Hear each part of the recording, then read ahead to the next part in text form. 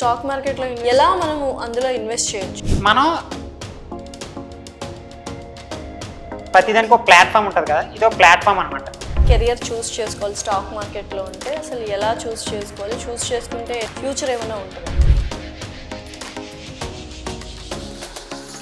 అలా stock market గురించి prepare అయ్యామనుకోండి, definitely కూడా మనకు వర్కౌట్ అయ్యే అవకాశాలు ఎక్కువ ఉన్నాయి. మీ దగ్గరకు వస్తే ఏంటి అసలు అడ్వాంటేజెస్ ఏంటి? ట్రేడింగ్ రోజులు ఏంటంటే మేడం,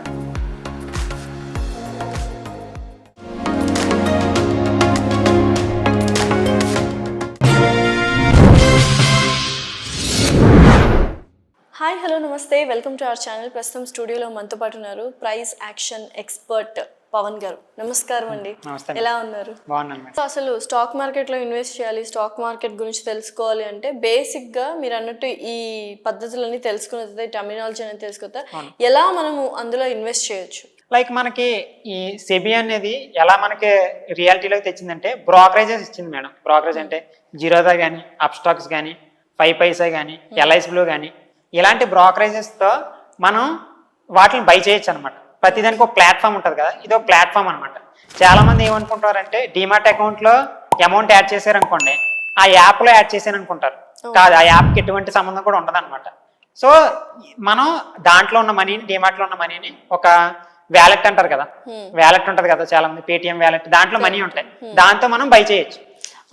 అలా వ్యాలెట్ లో కింద యాడ్ చేసుకుని మన స్టాక్స్ బై చేస్తూ ఉంటాం. బై చేయడం కానీ, సెల్ చేయడం కానీ అలా జరుగుతూ ఉంటుంది. అసలు నిజంగానే ఎవరైనా మీలాగా కెరియర్ చూస్ చేసుకోవాలి స్టాక్ మార్కెట్ లో ఉంటే అసలు ఎలా చూస్ చేసుకోవాలి? చూస్ చేసుకుంటే ఎంత ఎఫెక్టివ్ గా ఉంటుంది, ఎంత ఇంపాక్ట్ గా ఉంటుంది, ఫ్యూచర్ ఏమైనా ఉంటుందా? స్టార్టింగ్ పాజిటివ్ కంటే నెగిటివ్ మాట్లాడుకుందాం మేడం. కరెక్ట్. సో నెగిటివ్ ఏంటంటే లైక్ సెబీ కూడా అప్పుడప్పుడు వార్న్ చేస్తుంటది, మిగతా వాళ్ళు కూడా చెప్తూ ఉంటారు. అందరూ కూడా 80% ఆఫ్ ద ఫెయిల్యూర్స్ F&Oలో ఉన్నారు, స్టాక్స్ లో కదా, F&Oలో. ఇది ఏంటంటే దీంట్లోని మెయిన్లీ ఎక్కువ పోయే అవకాశం ఉందన్నమాట. ఓకేనా, నేను ఇందాక ఆల్రెడీ చెప్పాను, డిఫరెన్షియేట్ చేశాను. నేర్చుకున్న వాళ్ళు, నేర్చుకోలేని వీళ్ళు ఎక్కువైపోయారు. మార్కెట్లో కొన్ని ఫ్రాడ్స్ కూడా జరుగుతున్నాయి మేడం. అవేంటంటే అకౌంట్ హ్యాండ్లింగ్ అంటారు. అకౌంట్ హ్యాండ్లింగ్ కానీ, టెలిగ్రామ్ కాల్స్ కానీ. ఎలా అంటే ఇప్పుడు మీరు ఒక 1 lakh ఉందనుకోండి, మీరు జాబ్ హోల్డర్. లైక్ మీకు ట్రేడింగ్ చేయడానికి టైం ఉండదు. ఓకేనా, టైం లేనప్పుడు ఏం చేస్తారు, ఎవరికన్నా నాలాంటి వాళ్ళకి కానీ, ఎవరన్నా ఎక్స్పర్ట్స్ కానీ వాళ్ళకి ఇచ్చి ట్రేడ్ చేయమంటారు. దీనివల్ల ఏమైతే ఫ్రాడ్స్ జరుగుతున్నాయో మనకి ఇనిషియల్ స్టేజ్లో తెలియదు కదా, ఎవరన్నా అదే చేస్తారు. సో వాళ్ళు ఏం చేస్తారంటే, ఏమని చెప్తారంటే, మీకు ప్రాఫిట్ వస్తే 50%, మాకు ప్రాఫిట్ వస్తే 50% అని చెప్తారు. కానీ లాస్ వస్తే మీకే సంబంధం అని చెప్తారు. ఓకేనా, దీన్ని అకౌంట్ హ్యాండ్లింగ్ అంటారు. దీని ద్వారా ఏం చేస్తారు, వాళ్ళు దేనికి ట్రై చేస్తారు, ఓన్లీ ప్రాఫిట్ రావడానికి ట్రై చేస్తారు, పోయినా వాళ్ళకి సంబంధం లేదు. అలాగే అకౌంట్ హ్యాండ్లింగ్ లో చాలా వేల మంది పోగొట్టుకుంటున్నారు. దానివల్ల స్టాక్ మార్కెట్ నెగిటివ్ ముద్ర కూడా పడిపోవడానికి అదే రీజన్. నేర్చుకుని చేసిన వాళ్ళు చాలా తక్కువ. అండ్ టెలిగ్రామ్ కాల్స్ అంటే ఒక టెలిగ్రామ్ గ్రూప్ లో యాడ్ చేయడం. సో మీ దగ్గరకు వస్తే ఏంటి అసలు అడ్వాంటేజెస్ ఏంటి? ట్రేడింగ్ రోజులు ఏంటంటే మేడం, కోర్సెస్ ఉండే ఇనిషియల్ స్టేజ్ లో కోర్స్ లేవని చెప్పను, కానీ ఇప్పుడు కోర్సెస్ కూడా ఆపేసాం మొత్తం. ఇంకా నేను పర్వాలేదు, నేను బాగానే అర్న్ చేశాను మార్కెట్ లో కూడా. ఇంత ఏజ్ లో నాకు చాలా ఎక్కువ, మా విలేజ్ లో నాకు పర్వాలేదు.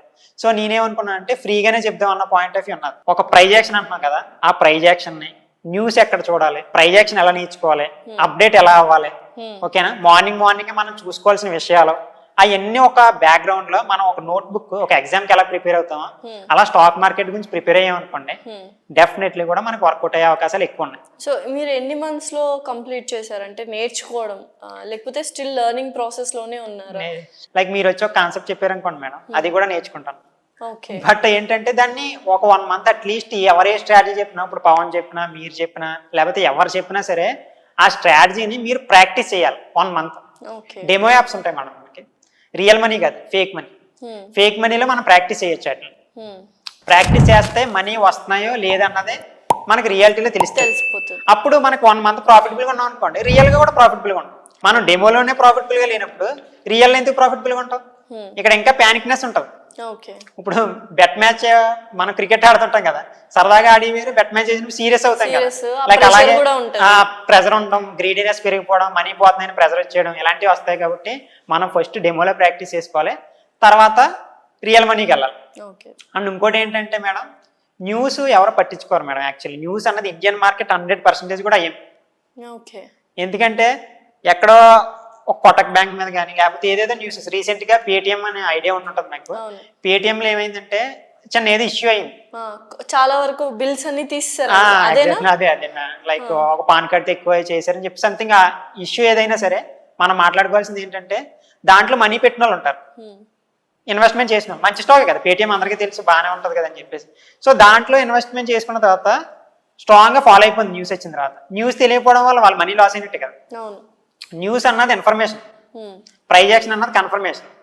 పవన్ బ్రో న్యూస్ ఎక్కడ చూడాలి బ్రో అని అడిగారు అనుకోండి, ఇప్పుడు మనకి మనీ కంట్రోల్ అని ఒకటి ఉంటుంది మేడం, వెబ్సైట్ ఉంటుంది. మీరు క్రోమ్లోకి వెళ్ళి మనీ కంట్రోల్ సెర్చ్ చేశారనుకోండి అది వస్తుంది.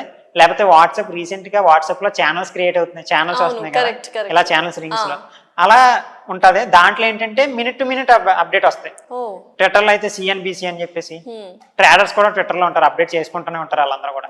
సో అలా న్యూసెస్ వస్తున్నప్పుడు మనం అలర్ట్ అవ్వచ్చు అనమాట, నెగిటివ్ న్యూస్ ఉన్నా. మొన్న మీకు రీసెంట్ గా ఎలక్షన్ జరిగాయి గుర్తుందా? ఎలక్షన్ జరిగినప్పుడు మనం అందరం కూడా రియాలిటీలో ఇండియా అంతా కూడా ఎవరు గెలుస్తుంది అనుకున్నారంటే బీజేపీ స్ట్రాంగ్ లీడింగ్ ఉంటదని, స్ట్రాంగ్ లీడింగ్ ఉంటదని ఆపోజిట్ వాళ్ళు కూడా అనుకున్నారు. బట్ కానీ అవ్వలేదు, మధ్యలో గెలిచింది. అప్పుడు ఏమనుకున్నారంటే మిగతా వాళ్ళందరూ కూడా స్ట్రాంగ్ గా మార్కెట్ రైజ్ అయిపోతుంది, భూమి అయిపోతుంది, ఇన్వెస్ట్మెంట్స్ వస్తాయి, foreign investors, domestic investors, promoters, big players, desk traders, promoters వీళ్ళందరూ కూడా వచ్చి ఇన్వెస్ట్మెంట్ చేస్తారని అనుకున్నారు. ఇక్కడ చిన్న లైన్ చెప్తున్నాను నేను. 3 types ఆఫ్ ట్రేడర్స్ ఉంటారు మేడం, చాలా కైండ్ ఆఫ్ ఉంటారు. ఎఫ్ఏ అంటే ఫారిన్ ఇన్వెస్టర్స్ అనమాట, అదర్ కంట్రీల నుంచి ఇండియాలో ఇన్వెస్ట్మెంట్లు వస్తాయి. డొమెస్టిక్ ఇన్వెస్టర్స్, ఇండియాలో ఉన్న బిగ్ ప్లేయర్స్ ఇండియాలోనే పెడతారు. రిటైలర్స్ మనలాంటి వాళ్ళు, చిన్నోళ్ళు.